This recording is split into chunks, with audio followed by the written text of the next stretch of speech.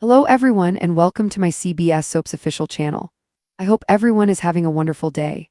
Before we begin, please hit the subscribe button and give this video a thumbs up. Tuesday, October 21, 2025. Today on The Young and the Restless, Mariah calls Sharon for help, Lily gives Kane an ultimatum, and Tessa kisses Daniel. Tessa and Daniel arrive to an empty dining room at the club, and he moans over missing his dad's party. Tessa wishes they hadn't gone to visit Mariah for nothing. Walking downstairs into the jazz lounge, Daniel's still upset about missing the chance to toast his dad and Christine. Tessa feels bad. Sensing her mood, Daniel suggests they head home, but Tessa suggests getting a drink.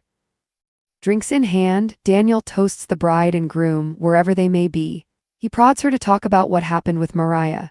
Tessa explains that she was shut down, hopeless and drawn.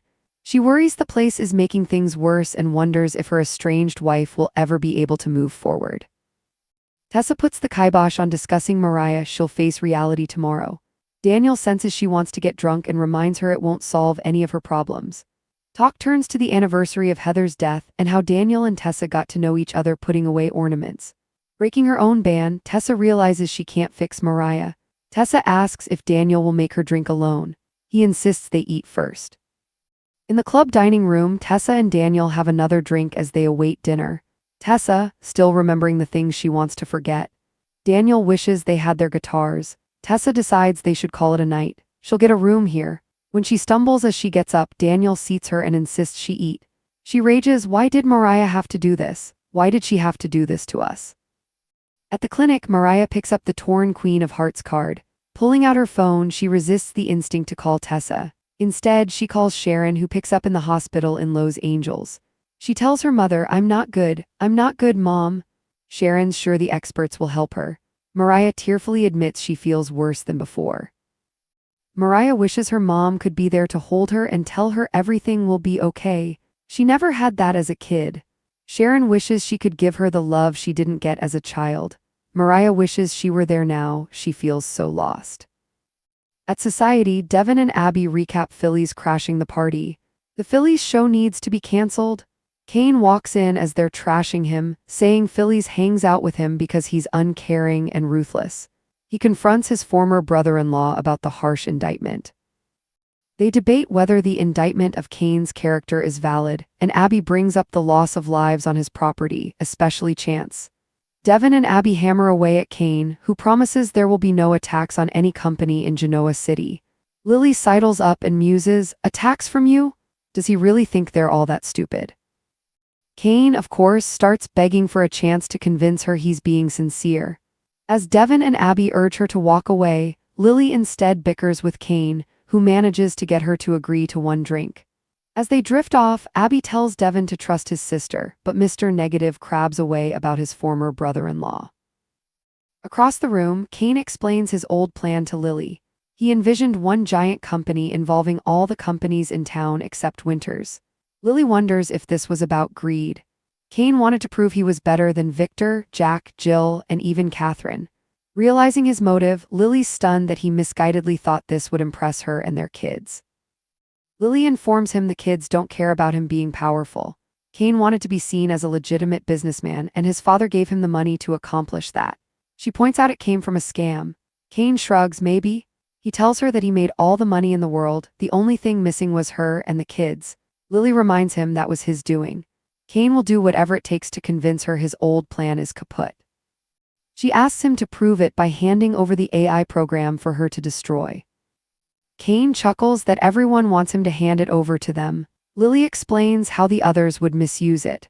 Kane reveals that he now plans to use the program for good. Lily doesn't trust him or the program. It needs to not exist. On the coffee shop patio, Phillies works on a laptop, murmuring about being a computer expert. Why would she align herself with someone else? She has to protect herself at all costs. Esther appears and helpfully runs down all of the opportunities Phillies has had that didn't pan out. Once alone again, the redhead mutters that she's decided to bet on herself instead. Billy's a disaster and Kane is a flake. She can only count on herself, and Kane's AI program is the key. At Society, Abby tells Devin that she can't kick Kane out for a look. Devin decides to trust that his sister knows what she's doing. They leave as Lily demands Kane hand over the AI program immediately. Kane says if it will prove to her that he's changing, consider it done. At Crimson Lights, Esther tells Phyllis she's leaving, she has a date. Phyllis looks up from her laptop, enjoy? Once the older woman toddles off, Phyllis keeps talking to herself, she has a date too. Typing away, she declares that she's getting Kane's AI program, and once she has it, she will call the shots and everyone in this town will answer to her. And I will get everything that I deserve. At the club, Daniel's helping a very tipsy, tripping Tessa up the stairs to her room as she tells him he's a good friend. When she trips on the stairs, she throws her arms around his neck and kisses him. At the clinic, Mariah tells Sharon about Tessa's visit and unsuccessful attempt to connect. She croaks, "Could you come and visit me?" Sharon hesitates, so Mariah shouts, "Never mind, it's all right." Sharon's protesting, glancing at Noah's hospital room when her daughter abruptly disconnects. Mariah sits down heavily in her chair and is crying over the Queen of Hearts when someone sits across from her. It's Ian Ward. He grins. "It looks like you're in one of your moods. Are you feeling lost and alone again, Mariah?" Tuesday, October 21, 2025. Today on The Young and the Restless, Mariah reaches her breaking point and calls Sharon for help. Lily gives Kane an ultimatum that could destroy his empire, and a lonely, heartbroken Tessa crosses a dangerous line with Daniel. At the Genoa City Athletic Club, the lights of the dining room glimmer faintly against polished silver and crystal. It's nearly closing time, the last flicker of life coming from a single table by the window where Tessa Porter and Daniel Romalotti Jr. sit in awkward silence. The band has long since packed up, the laughter gone, and the air between them is heavy with exhaustion. Daniel swirls the last of his drink and sighs. "Can you believe I missed Dad's party? Christine probably thinks I'm avoiding them." Tessa offers a small, tired smile. "You're not missing much, just a lot of small talk, too many toasts, and probably Phillies making a scene before dessert." Daniel smirks, but his heart isn't in it. "Yeah, that sounds like Mom. Still, I wanted to be there. After everything my dad been through, he deserves to celebrate." Tessa stares into her untouched wine glass. "I wish we hadn't gone to see Mariah for nothing." That name lingers in the air like a storm cloud. They descend to the jazz lounge where the piano player is quietly closing his instrument. Daniel's frustration boils over. "I could have been with family tonight, Tessa, but instead we drove out to the clinic only for her to, look through you like you're a stranger."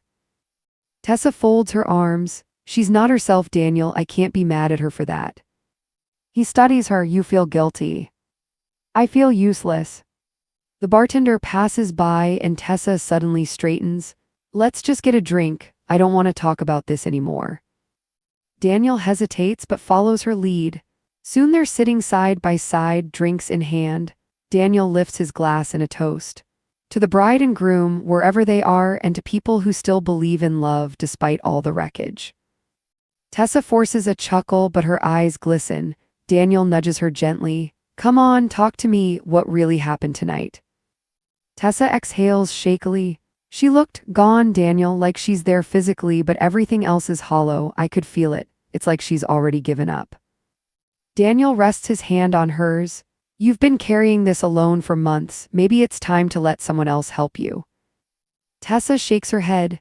"No, I promised to stand by her, but now I don't even know if she wants me there." She laughs bitterly. "In the worst part, I walked in hoping to fix her like one song, one hug could erase trauma. How arrogant is that?"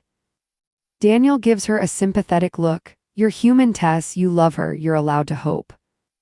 But Tessa's mind is far away, her voice trembling. "I keep hearing her voice from before she left telling me she needed space. What if that was her way of saying goodbye?" Daniel frowns. "You can't think like that." Tessa pushes her glass aside. "Then help me stop thinking." When he doesn't move, she smirks faintly. "Don't tell me you're scared to get a little drunk with me, Romalotti." Daniel tries to lighten the mood. "Not scared, just smart enough to know where too much tequila leads." "Sometimes," she whispers, "a little recklessness is exactly what you need to forget." He sighs, watching her down another drink. Later, at their table, Daniel pushes away his empty plate. "I wish we had our guitars. Remember when music used to fix everything?" Tessa's eyes darken. "Music can't fix broken people."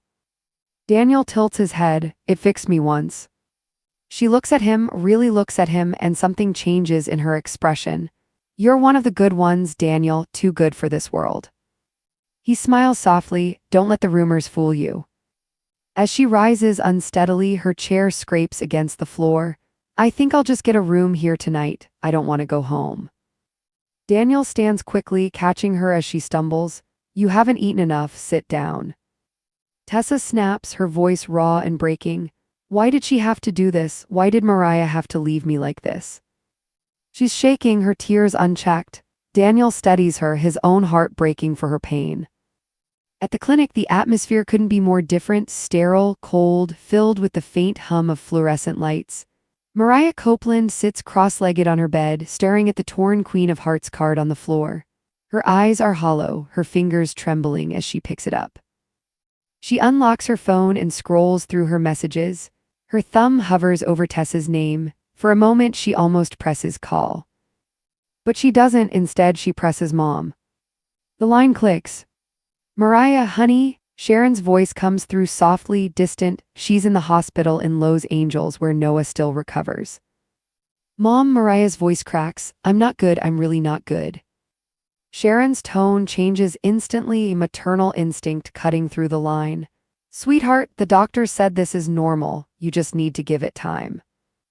I feel worse than before, Mariah admits. Like something been ripped out of me and I can't breathe without it. Sharon closes her eyes, gripping the phone. I wish I could be there with you right now, to hold you, to tell you it's going to be okay. I never had that, Mariah whispers. When I was little, I never had a mom who could just hold me. I always had to be tough. You don't have to be tough anymore, Sharon says softly. You have me now. Mariah's voice shakes. I wish you were here, I feel so lost. The line goes silent except for their breathing. Meanwhile, at Society, laughter and chatter spill from the main room, but the mood at one table is tense. Devin Hamilton and Abby Newman Abbott are deep in conversation, dissecting the chaos Phillies caused earlier. The Phillies show needs to be canceled, Abby huffs. Devin smirks, that woman thrives on drama, she'd probably livestream her own downfall. The doors open and Kane Ashby walks in, overhearing the last part. Good to know I'm in such excellent company. Abby's face tightens, Devin turns in his chair. Well, if it isn't the king of chaos himself. Kane folds his arms. Let me guess, I'm the villain in your story again. Abby snorts if the shoe fits. Kane glares at her. I made mistakes, but I'm not the only one in this town who has blood on his hands. Devin's patience wears thin. You want to talk about mistakes? How about the people who died because of your schemes?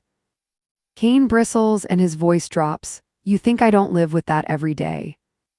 Before things can escalate, Lily Winters appears calm, collected, but her eyes burn with quiet anger. Attacks from you, Kane? Is that what we're doing now? Kane turns toward her, his expression softening instantly. Lily, I was just. She cuts him off. Save it. You want me to believe you've changed? Prove it. At the coffee house, Phyllis Summers sits hunched over her laptop, her fingers flying across the keyboard. The glow of the screen reflects in her fiery hair. They think they can outsmart me, please. Esther Valentine stops by with a smile. Phyllis, you're still at it? You've had so many opportunities, dear. Maybe it's time to take a break. Phyllis gives her a sugary smile. You're sweet, Esther, but I'm just getting started. When Esther leaves, Phyllis mutters under her breath. Billy's a disaster, Kane's a flake, and Devin's too self-righteous to see straight. So that leaves me. Her eyes glint as she types, ACCSSING, AI prototype code request. She leans back, whispering to herself, I bet on myself, always have. And when I get Kane's AI, every last person in this town will regret underestimating me. Back at Society, Lily corners Kane near the bar.